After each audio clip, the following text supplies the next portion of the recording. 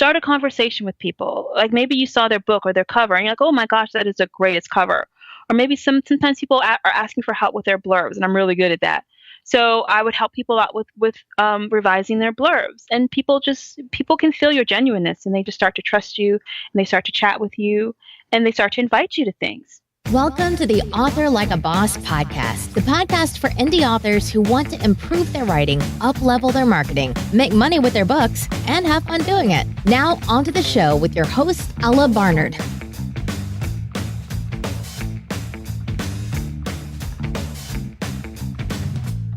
Hey boss, if you are starting on your author journey but are nervous about marketing, then I've got something special for you. I've just released a book called Start Marketing Your Book. In it, I share fundamental marketing principles and simple, actionable steps that you can take right now. For less than a cup of coffee, you could actually have everything you need to start selling more books. To buy the book, go to authorlikeaboss.com/start marketing. Hello, author bosses. We are here today with the amazing Ines Johnson. I am super duper excited because I'm pretty sure that I've read some of her books and I love interviewing the people whose books I've read. So let me tell you a little about her. She spends her days reimagining the stories of old in a modern world. Ooh, she writes books where damsels cause the distress, princesses wield the swords, and moms save the world. Ooh, that's my favorite at the end. Mom saved the world. Aside from being a writer, professional reader, and teacher, Ines is a very bad Buddhist. She sits in Sangha each week, and while others are meditating and getting their Zen on, she's contemplating how to use the teachings to strengthen her plots and character motivations. That is so awesome. Thank you so much for being here. Thank you so much. I'm so excited to be here. Okay, so let's just jump right into it and tell us, where did you start? Tell us about your author journey. Like, how did you get started and how did you get to where you are now? Well, I actually came from screenwriting. I hopped the fence. I got my start in media production, and I was a producer for a number of years. I worked at places like National Geographic, the Discovery Channel. I did kids television for a while, and embarrassing to say, but when the Twilight craze happened, oh no, I know. I love adaptations. It's one of my favorite things. You'll see most of my books are in some way an adaptation, but I love adaptations. So I read the book before I went to see the movie, and then I saw the movie, and I was like, "Good job!" And then I was like, "Man, I could do this. I know how to write a script. I've had some things produced. I could do this." And so I decided I was going to write a book. So it took me 3 years to write that first book, and it wasn't good. It was one of those books of the heart, you know, yes. From all of the time, from all of your teen angst to your adult wisdom that you think you have, and you really aren't that wise yet. So that took me 3 years to write, and it didn't go anywhere at all. I sent it out to at least 30 agents and got no response. You know how people have their rejection boxes? Mm-hmm. I had nothing in my rejection box. No one even deigned to write me back. But I had been bitten, and I was like, I love this. Another thing about me, I started college going to film school. And I only lasted for a semester in film school because it takes so long. You have to shoot light and then shoot and then process the film and then look at it. And I was like, this is crazy. No, I don't have the patience for this. So I switched to television because it was immediate. And so when you're writing a script, it takes a long time to write the script. You got to get interest. You got to get financing, then development, so much time. And so when I saw that I could put words on the page and then put them up on Amazon and iBooks, I was done. I was like, this is it. This is for me.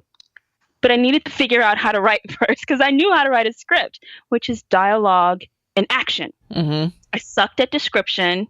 I sucked hard at description. So I had to learn those things, though. And it took a while before I was able to learn those things. And once I did, I was off with the races, and I was just putting out book after book after book.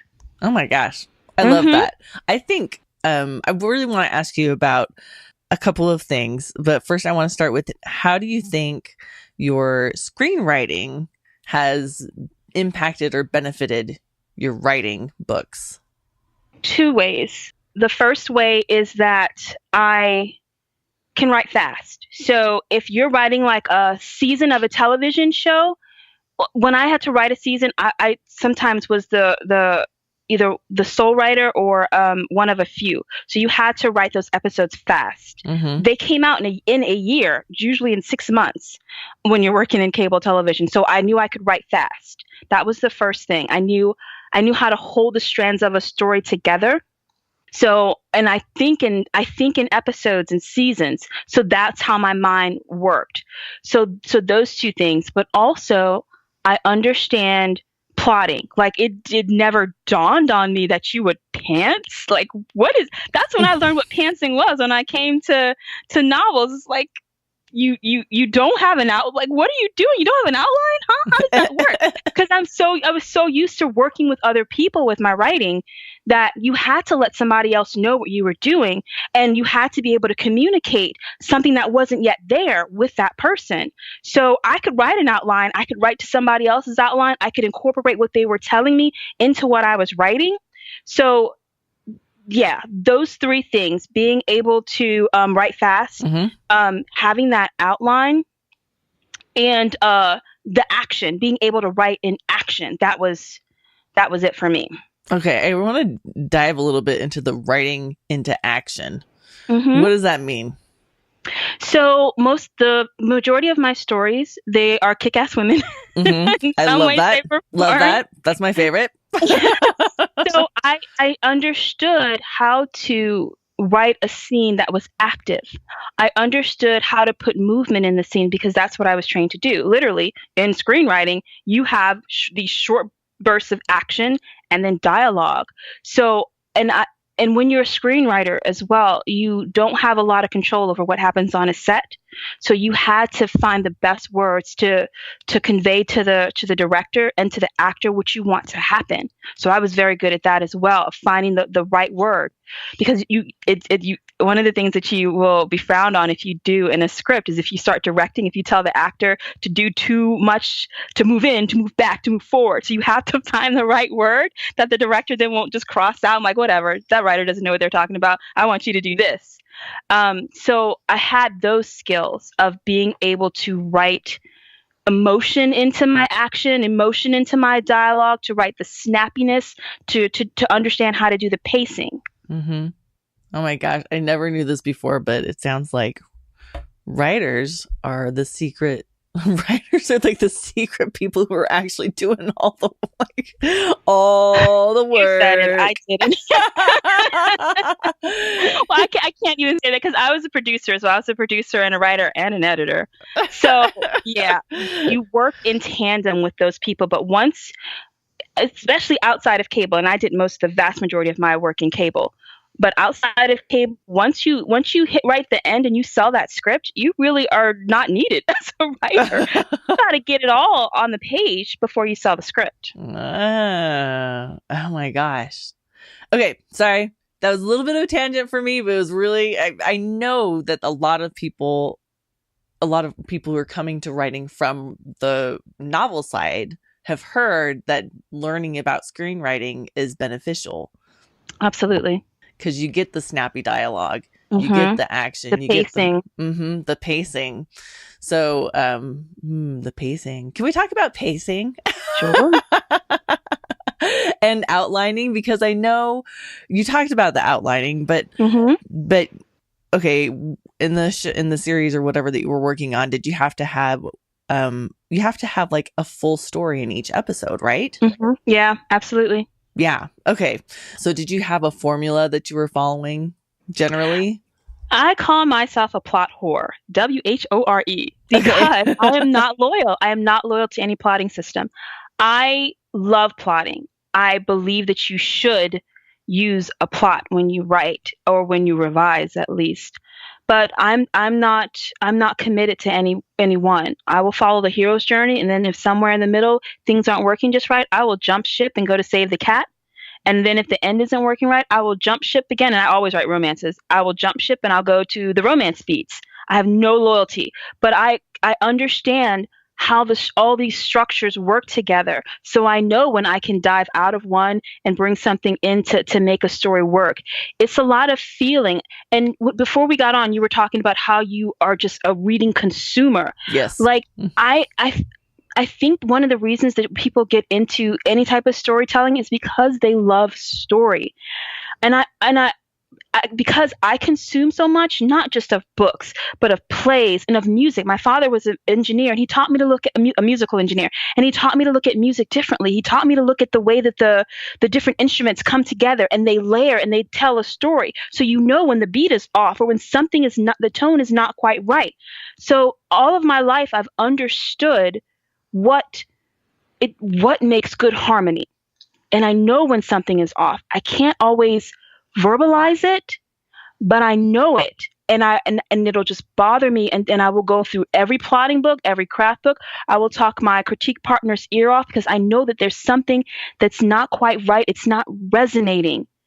And I can point at it, but I might not know how to fix it just yet until I just go through everything that I know and find that kernel of, it's almost like the princess and the pea. There's a pea under, there's a little thing, and I have to move it so that I can sleep soundly. And to me, that's what pacing is. It's that feeling, that dance, and you might be dancing to your own rhythm sometimes. Oh my gosh. Yes. Yeah, I as you were talking, I was like, I'm just like that, but with fashion. There you go. I'm like, I don't know. There's something wrong, but I can't exactly figure it out exactly. But I know there's something wrong, and I'm going to try and figure. But that's when plotting is, when those plots, when those systems, when that will help you. Because I could sit there all day and just try to feel my way through it. But if I go through a structured system, I'll probably find it a lot faster. Yeah. Okay. Awesome. I also wanted to ask you about, and this is going back a little bit, but I want to ask you about writing to adaptations. Mm-hmm. Can you talk a little bit, like, are you doing fairy tale adaptations or what are you doing? So I started with fairy tale adaptations. Those were my moms who saved the world. And that was, I genre hopped like a mug when I first started because I just wrote what I loved. And I love a lot of different things. Like I will read a historical one day, and then I will read a male romance the next day, and then read a sweet romance. I just love stories. But with adaptation, so the first thing that I did is I did a retelling of Cinderella, and I am a single mom, and I recast Cinderella as a single mother, and my story Pumpkin, a Cinder Mama story. And so when you're doing an adaptation, and I teach screenwriting, and I teach a class on adaptation, and the first thing that I tell my students is you have to understand that you owe nothing to the original work, nothing. You are not copying, you are retelling. You are looking for the best bits that call to you, and you are rearranging them in a different, interesting, out there way to tell a story that has the feeling, but it's going to take you on a different journey. So that's what I try to get across. So with that Cinder Mama, her nickname was Pumpkin because I got that in there. I was able to get that in there.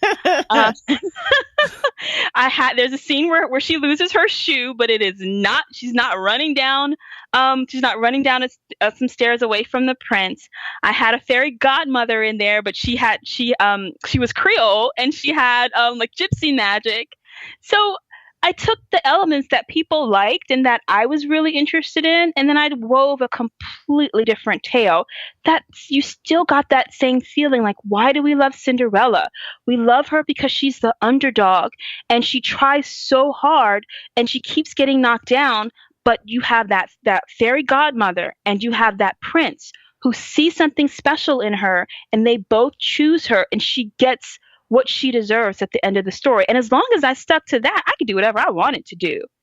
And so it started there with the Cinder Mamas, and there was 3 of those. I'd love to do more, but I'm making more money. I started to make more money when I did the Kick-Ass Women instead of doing the moms.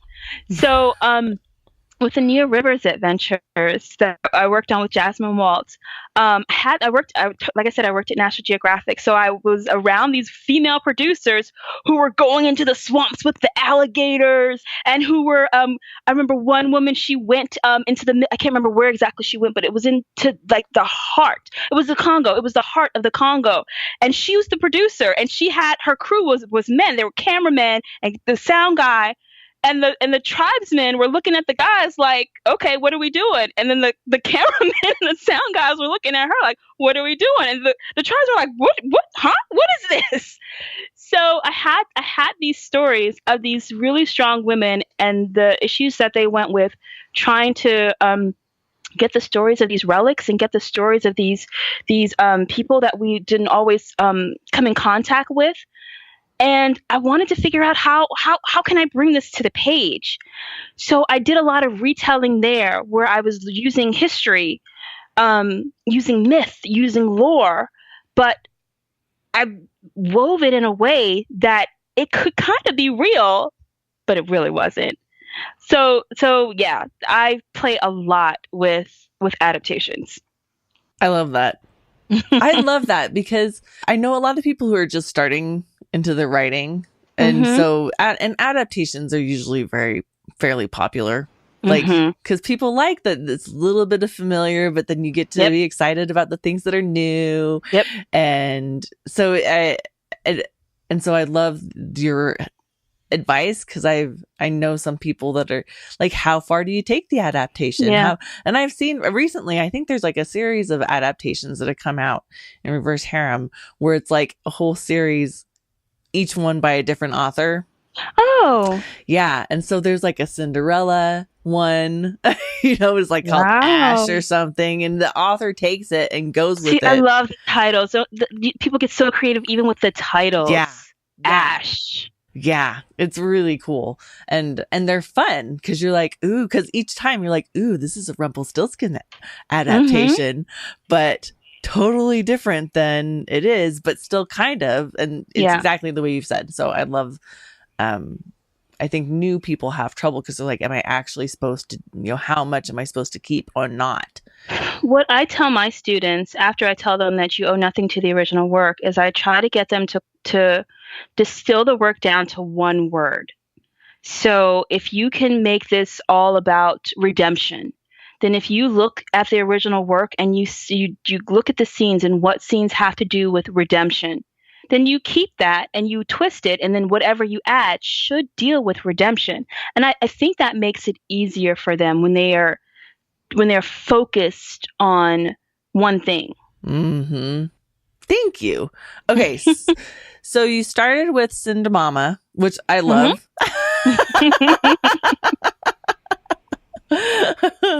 But then, so how did you go from Cindermama to co-writing with Jasmine Waltz?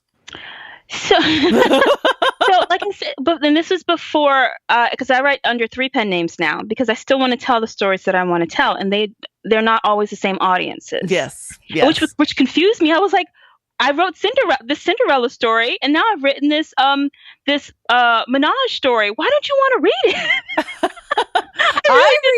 I read all those different. I read a real spectrum, but yeah, I get. Okay, go ahead. Yeah, they just want to read it. So I did that, and then I wrote some erotic romance, and then I was all over the place. So I separated myself. I should tell you this. I separated myself to Ines, Ines, where I do my retellings, my paranormal romance, my fantasy romance, and the fairy tale retellings.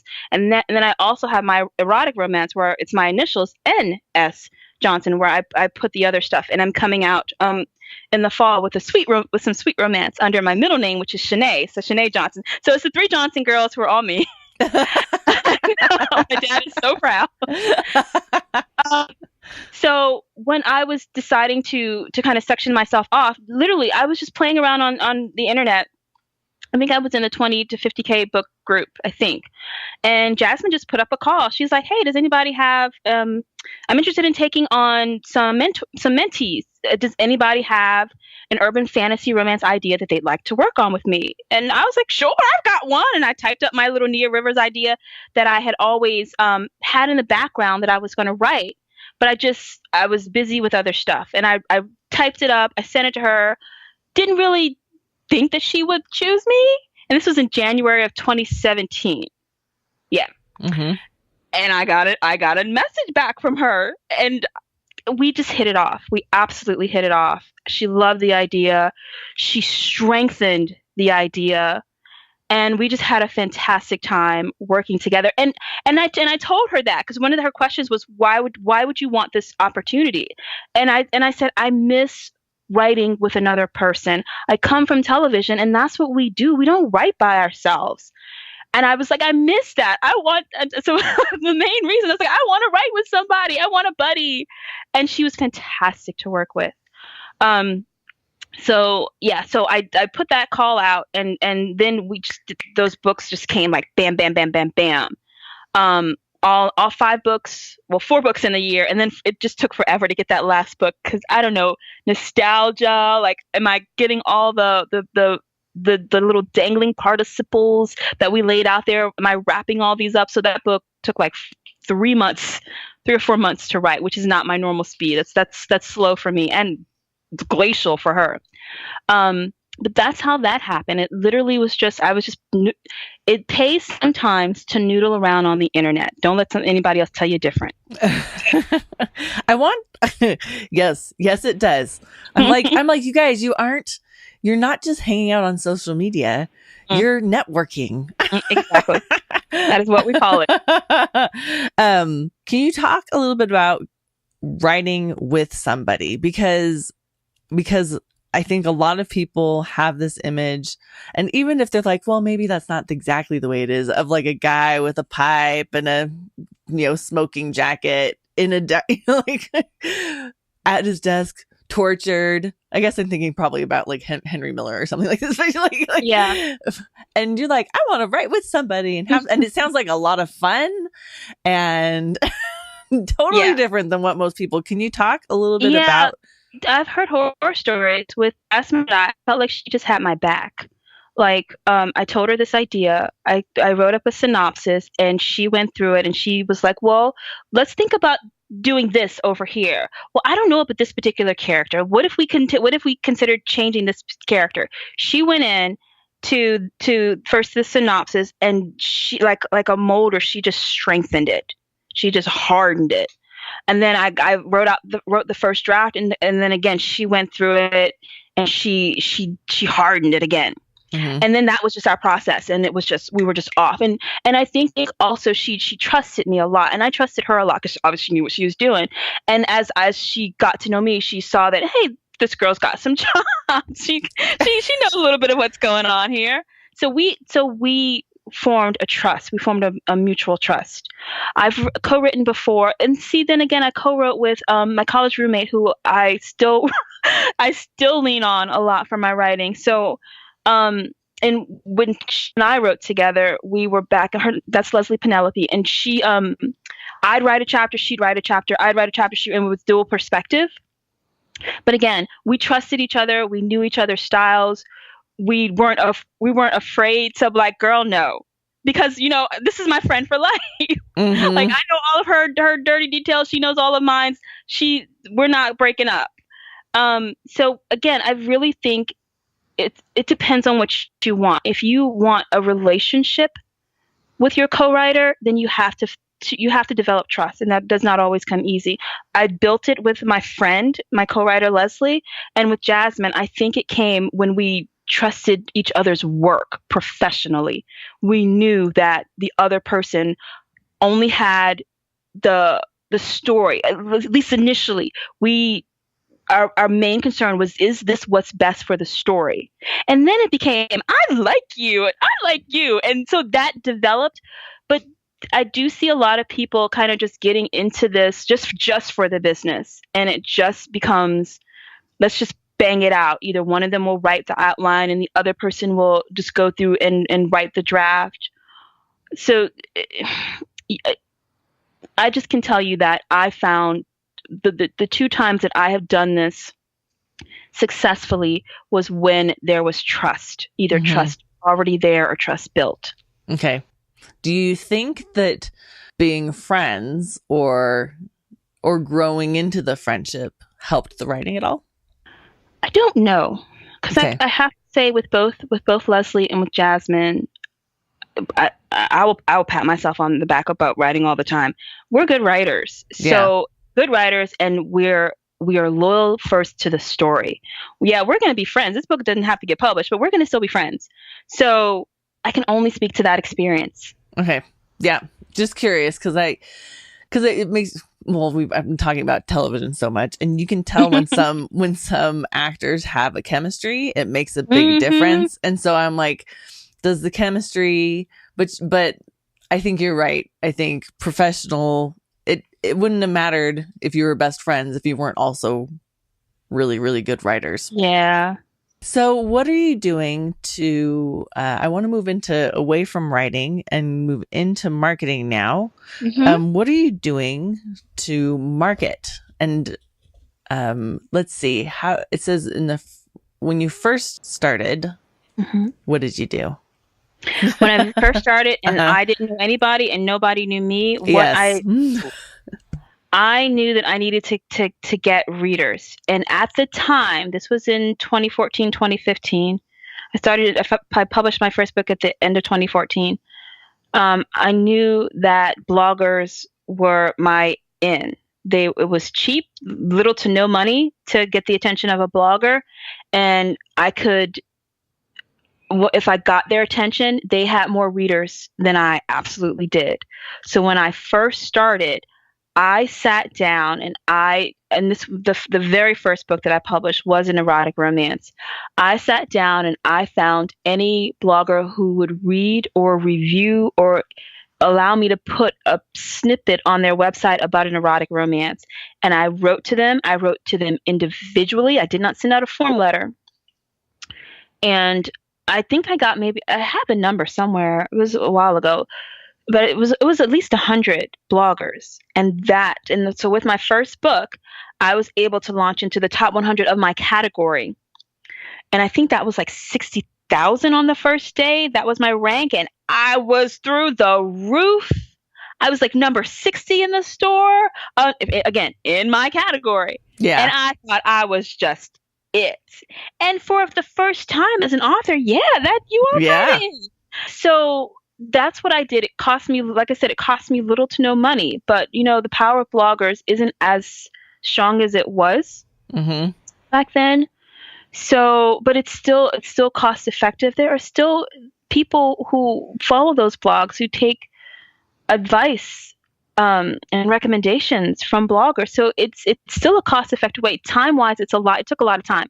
I started it like 2 months out because I knew that I have to find them. I'd have to give them time to read the book if they chose. I'd have to get time to get on their schedules. But that cost me little to no money to do that. Okay. And then what would you say now would be good? It depends on your station. If you are launching your first book, you have to get readers. If you're launching your first book and you're not trying something like a rapid release, which can get you some attention, you need to make friends. If those friends can't be bloggers, you need to make friends with authors. And ask politely. Don't do a form letter. Go and research these people. Make sure. So I do some work for LitRing, and Melissa Storm, who's in charge of LitRing, one of the things that she taught me was an also bought trail.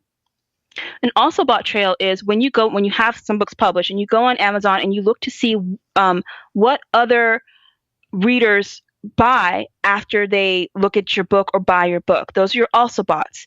So if you start to look at that and see what these other readers are into, those are the authors that you want to contact. And just look them up. Go look up their website, find their contact page or their email address, and say, hey, I'm in your also boughts. It looks like readers like you and me. What do you say? Can I pop a squat in your newsletter? and a lot of authors are really nice, and they'll say, hey, yeah, or if not in their newsletter, then can I come onto your Facebook page and just post my book and just once.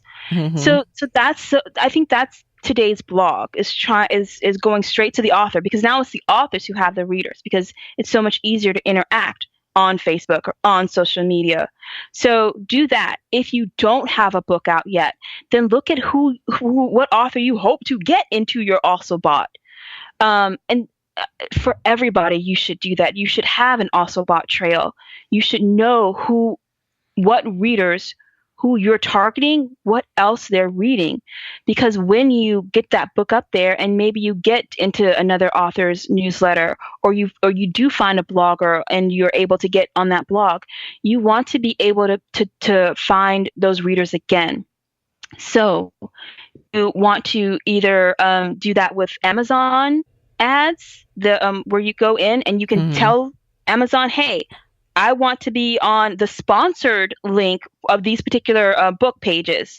Or if you do BookBub ads, BookBub cost per click ads or cost per impression ads, you can go into BookBub and you can target those authors again. And whenever BookBub sends out their daily email, all the way at the bottom of the page, they will have a graphic, and that graphic can be your book, and it will only go out to readers who have expressed an interest in certain authors. So if you know who your also bought trail is, you can target those authors and they will see your book. So those are the two ways that a new person or relatively new person could try to get some traction. Mm-hmm. Can you talk? Nobody has talked about BookBub ads. So everybody talks about getting a BookBub, but I haven't had anybody talking about BookBub ads. So can you talk a little bit about?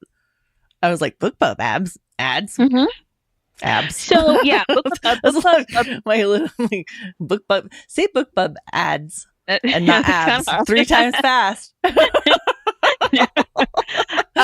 So with BookBub, there's a featured deal, which is really hard to get. Pumpkin has had 2. I'm very lucky with that. And so here's how this works. Yeah. So there's the BookBub featured deals. There's also, you can follow authors on BookBub. So that's another thing that you want to do.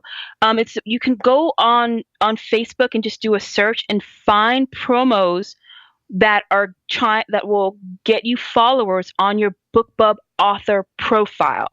So when a reader clicks follow you as an author, then every time, then you can retarget them. So when you go into, so there's the BookBub featured deal. There's the BookBub. There's so many parts. So I'm trying to. I know.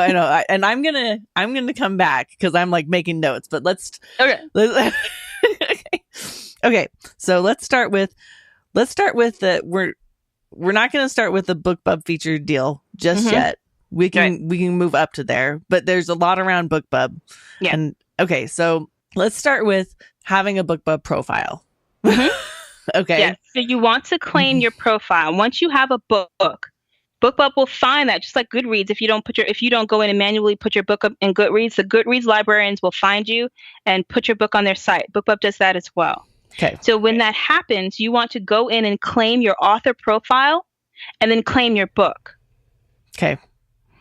And then when you do that, you can start having people like or follow somehow. Follow, yes. Okay. So when you claim that profile, you will have your very own little page, and there's going to be a follow button there. And if a reader clicks follow you, then whenever you have a new release, BookBub's going to send them an email that says, hey, this author that you like has a new release. Check it out. There's a magic number of getting 1,000 people to follow you. And if you get 1,000 people to follow you, it's almost like a game. BookBub will unlock their pre-order alerts. So every time you have a pre-order, you can tell BookBub, hey, I want you to send out a pre-order alert. And those people will get, hey, this author that you like is coming out with a new book. Maybe you should check it out. That costs money. The new release doesn't cost money. Okay. So that's the other tier. So then whenever so anybody that's interacted with your page that has liked your book, and I think anybody that has recommended your book, you can target yourself in a cost per click ad through BookBub.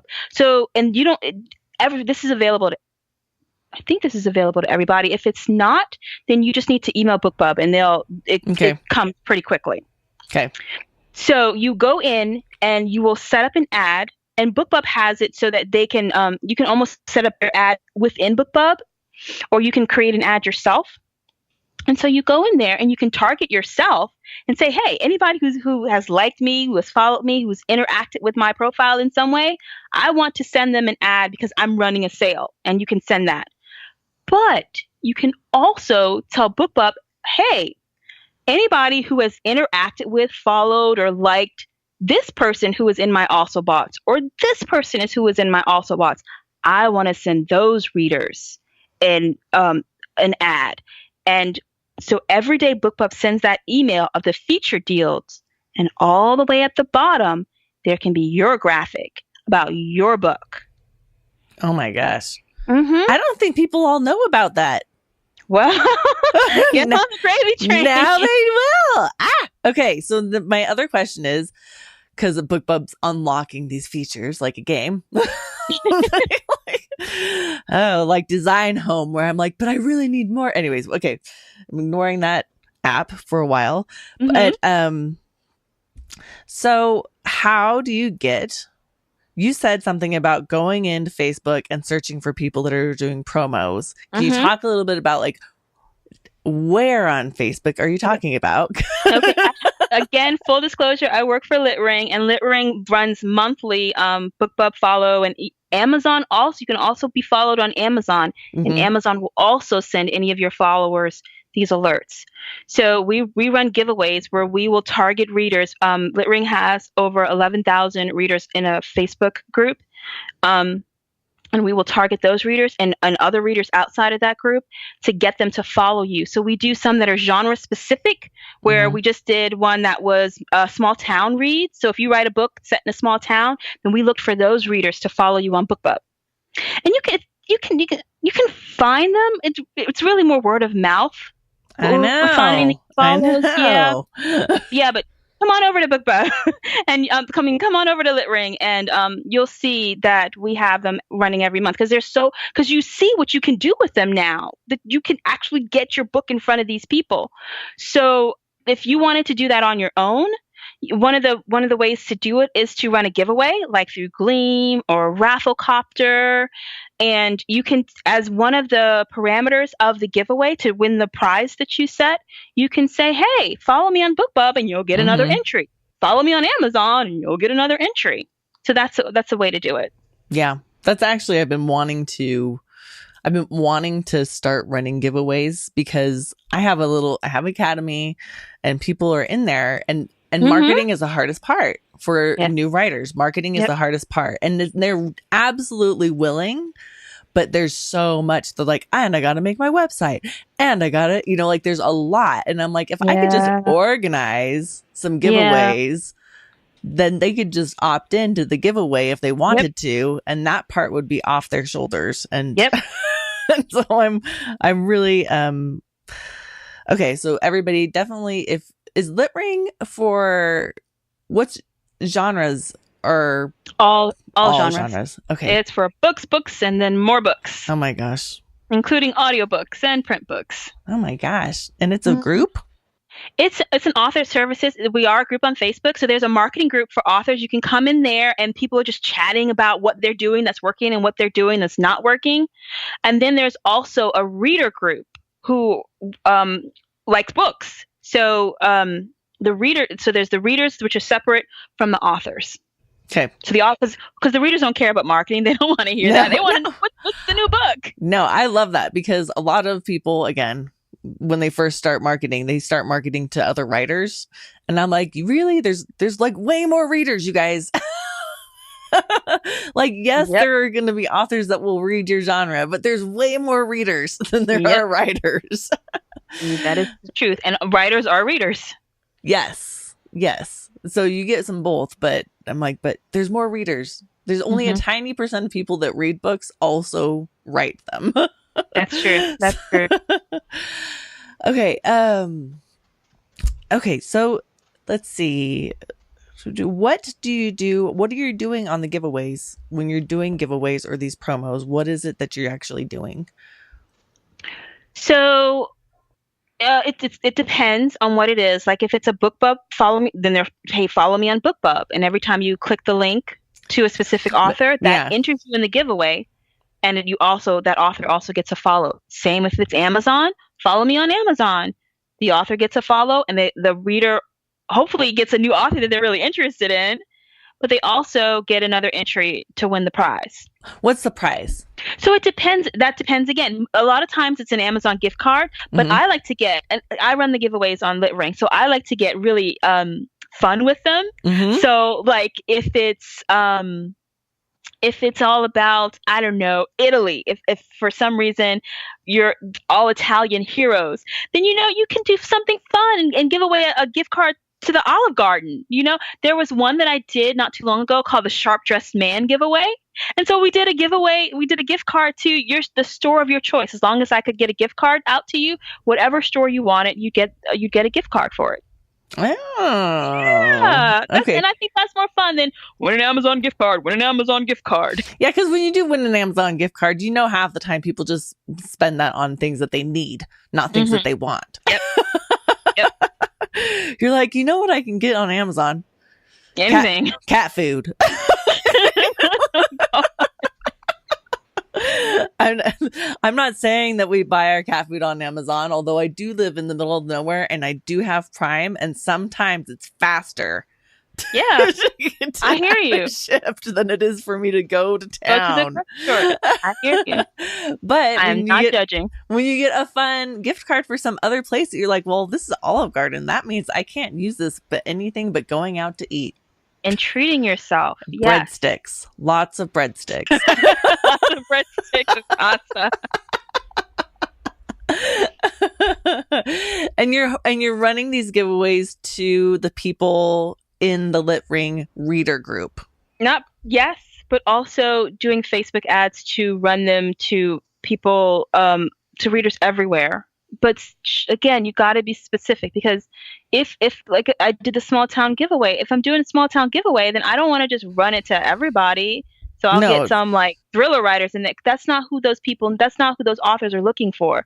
They're looking for readers who love the type of books that they're working on. So we don't want to clutter these new followers with people who are just not really interested, who are just maybe even just there just for the giveaway. We try to make sure that the readers that we get are good quality readers. Okay, how do you do that? Targeted Facebook ads. Okay, targeted Facebook ads. So in small town giveaway, just as an example, because you brought it up a couple times, how are you targeting? What are you doing? What are your factors? So Melissa Storm is in charge of actually getting into the nitty gritty. Okay. So here's some things you can think about, like with a small town giveaway, like who's writing those kinds of books, and then you can target that particular author who's writing those kinds of books. Okay, got it. So some ways, you guys. So some ways to narrow down if you're running Facebook ads is by looking to other authors. Yeah, but that's in general too. Remember how I talked about with your Ocelot trail? The same thing. If you're trying to run Facebook ads to your particular books, then you should also be looking at who is in your Ocelot trails that you can narrow down with a Facebook ad. Okay. And how long are you running the giveaways? So each of the giveaways are a week long. Okay. I like to deep dive in certain things, so you guys definitely go check out LitRing so that you can see if there's some kind of giveaway coming up that has to do with what you're writing. Yeah. And if so, the fall giveaways are going to be up this weekend. We're finishing out the summer giveaways. Oh, they do it by season. Yeah. Well, I do them by seasons because I'm a planner. I plot things out, so I have the whole fall plotted out. I just haven't put it up there yet. Okay. Well, by the time this comes out, it will already be up there. Probably. So go check out the fall giveaways. Yes. They will be out by the time They should be. They should be, because this is, yeah. Okay, so can you tell us a little bit about how are you meeting these other authors? Honestly, so I just started to participate in things. I'm pretty introverted. Might not sound like it, No. but I'm pretty introverted. I like quiet time. I like downtime. I love to sit in a quiet room and just read. But I will go out and I will mingle, because that's part of my job as a writer. You can't just sit in front of your computer. You have to go talk to people. So I would participate before I met Melissa in Lit Ring, I would participate in other giveaways. I would participate in genre hops, Facebook parties. I go to conferences and meet people. So you have to get out there. I join groups. So a romance writer. So I would look for romance groups that were focused on me. I didn't do stuff that I wasn't really interested in. Like, I don't write mysteries, so that would make sense to me to join a mystery writers group. Mm-hmm. So I started looking for that, and just be genuine. Start a conversation with people. Like, maybe you saw their book or their cover, and you're like, oh my gosh, that is the greatest cover. Or maybe sometimes people are asking for help with their blurbs, and I'm really good at that. So I would help people out with revising their blurbs, and people can feel your genuineness, and they just start to trust you, and they start to chat with you, and they start to invite you to things. So that's how I got started. But honestly, once I rolled upside Jasmine, people were like, oh, she's the real deal. And I got a lot of doors open for me. Same with Melissa. And I started with Melissa, I was just taking one of her classes, and I'm a note taker. I write things down. Like you said, you're a note taker. Mm-hmm. And I was just chatting with Melissa about how many notes I took for her class. And she was like, what? Really? You took notes? Let me see them. And she just started putting my notes up. And so we developed a genuine friendship. So it's really that. It's not being afraid to say, hi, how you doing? I like that. Or tell me how you did that. Writers are often alone, and they probably want to talk a little bit to somebody that's not in their head. You will get some kind of response. I think writers are they're like real people, you guys. Yeah. They bleed. They love running into people who love their stuff just like anybody else. Mm-hmm. I think it probably doesn't matter how big you get. When you run into somebody who's like, oh my gosh, I love your books, you're still like, what? What? Yes, absolutely. You're a stranger and you know my books and you've read them and enjoyed them. That's like the best thing ever. It is.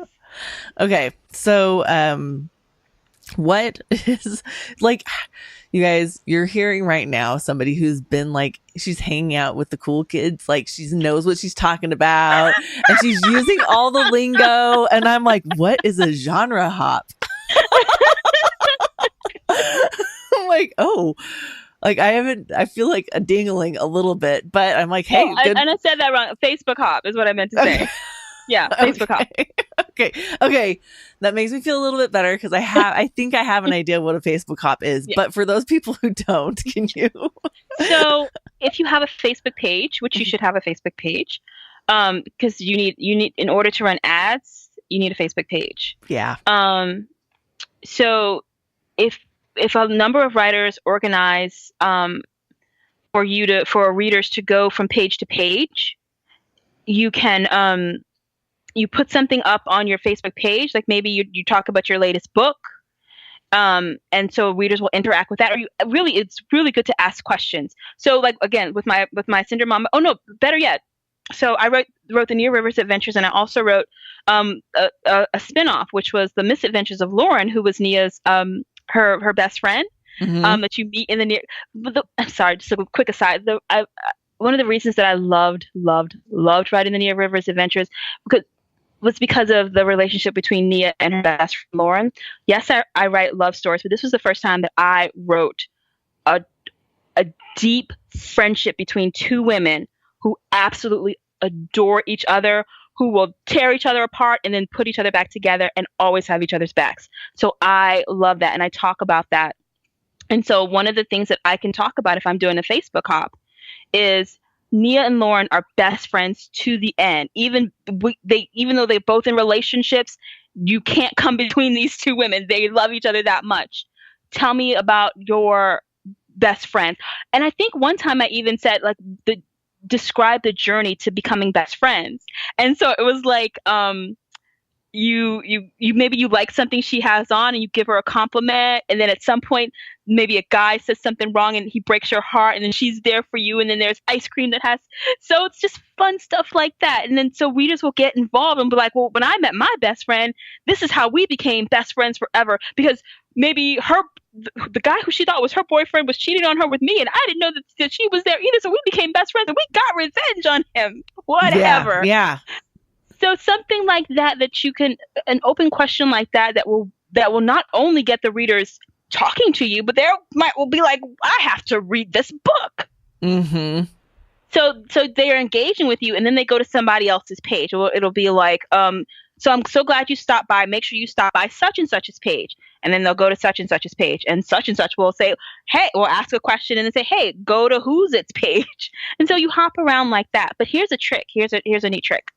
So once somebody has interacted with your page, remember how I said once somebody interacts with your BookBub page, you can retarget them? Once somebody interacts with your Facebook page, you can retarget them in an ad as well. Wow, sneakiness.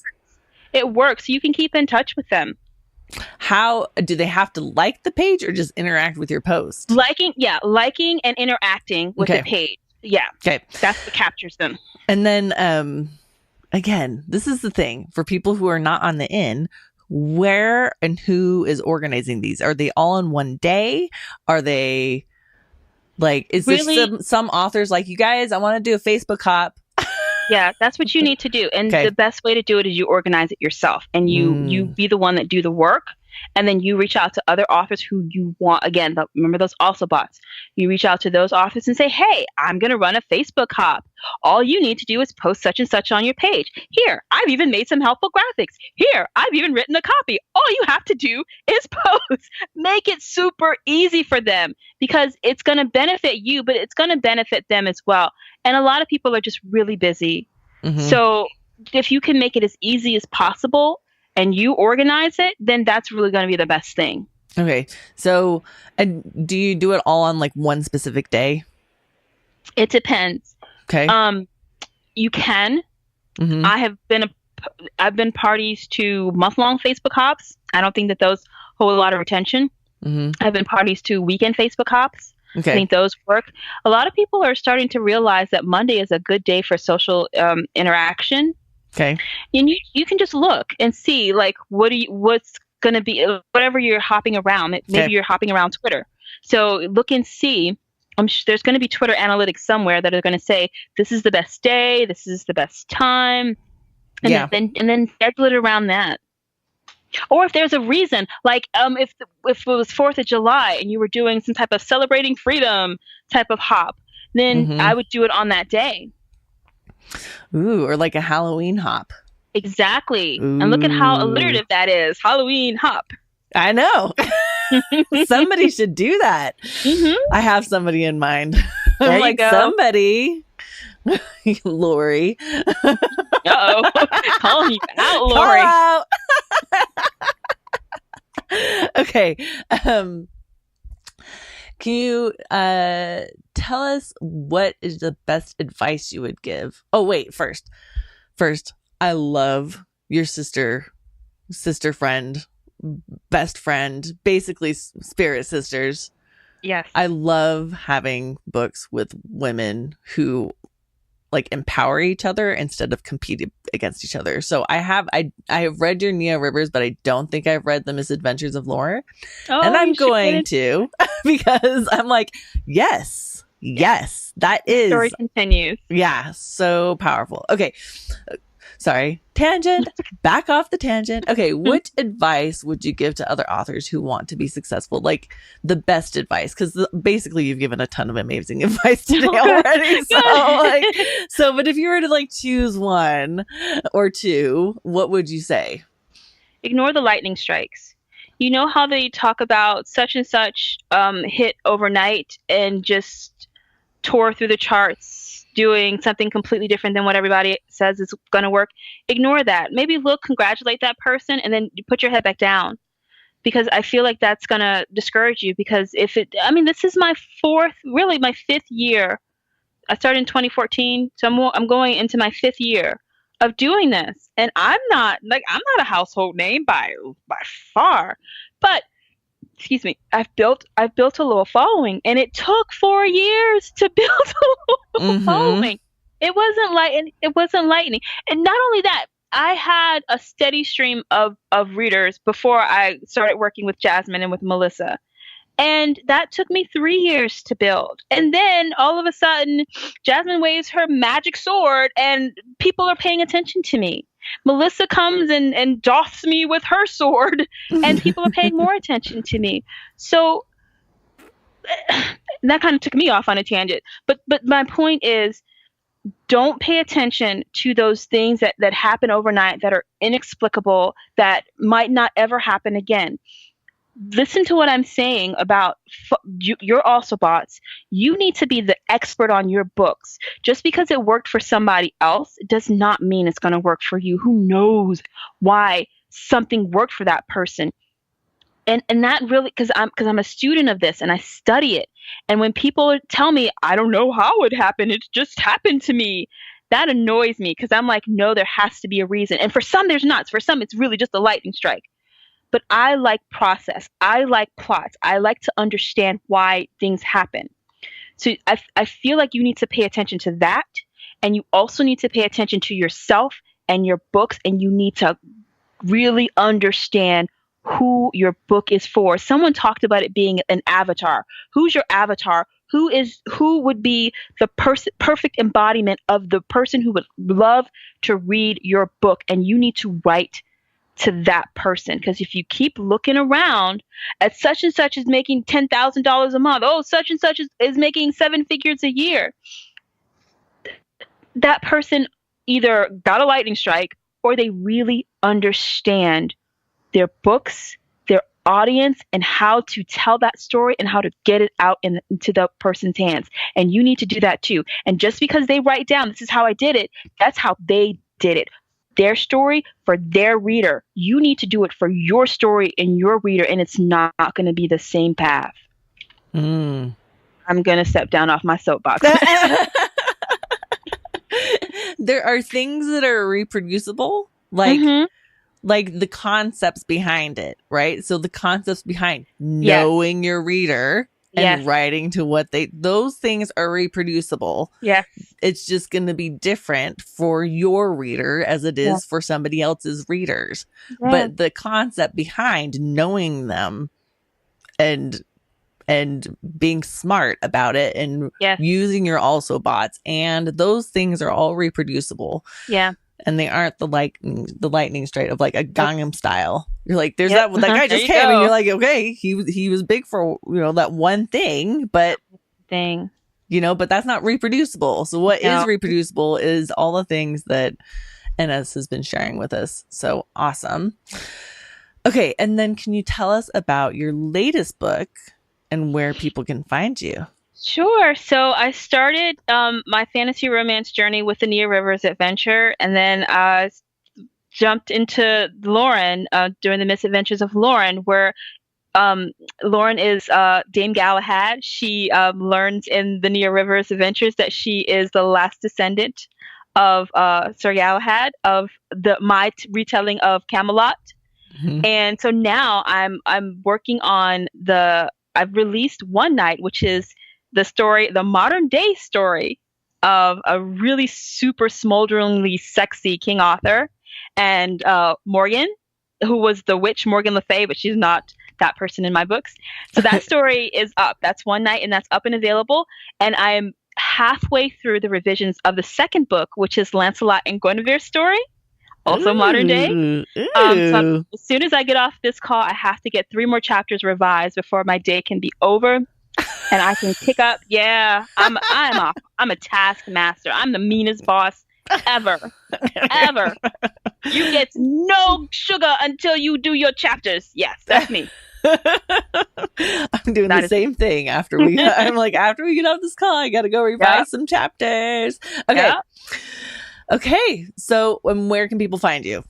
You can find me at Ines Writes, INES Writes.com. And some of my books are wide, some of my books are Amazon exclusive. That's the last tip.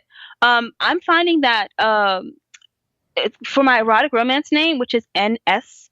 Johnson, and you can find her at N.S. Johnson Books, but it's hard for on Amazon. They're really suppressing those books. So if you're an erotic romance author, you might want to think about going wide. But the urban fantasy, the paranormal romance, those KU readers are loving those books. So I'm exclusive to Amazon with those books. Okay, good to know. Mm-hmm. Thank you. Final tips. I mean, you guys, I feel like Ines has a number of tips that she could finally give us, because you can tell she knows her stuff, which is why I am so freaking appreciative that you are here taking the time to share it with us, because it's going to make a difference for a lot of people. It really is. Like, I spend my time with people who are new into this, who are like, I just want to start, and they've always wanted to write, and now here they are, working on their stories, putting their first book out, working on their second. That is so exciting. And this makes a big deal for them. Like, this is a big difference for them to get advice and help from people who have been doing it. One thing at a time. Mm-hmm. Just do one thing at a time. So thank you so much for being here. Thank you for having me. Yeah. And thank you, everybody, for listening. I hope this was as helpful for you as it was for me, learning all kinds of new lingo. Like the cool kids lingo, you guys. We're getting it. Okay. Hugs and happy authoring here from Author Like a Boss. Hey, boss. You made it to the end of the episode. You're the best. Because of that, I'm going to give you a special invitation to find out more about the Author Boss Academy, where I and a bunch of really awesome authors hang out, have fun, and get stuff done. If you end up joining, tell me the secret word, and you'll get a special bonus. Find out more about the Academy at authorlikeaboss.com/academy. The secret word is nipples. Hugs and happy authoring. I hope to see you soon. If you love the Author Like a Boss podcast, we'd love for you to subscribe, rate, and give a review on iTunes. Until next time.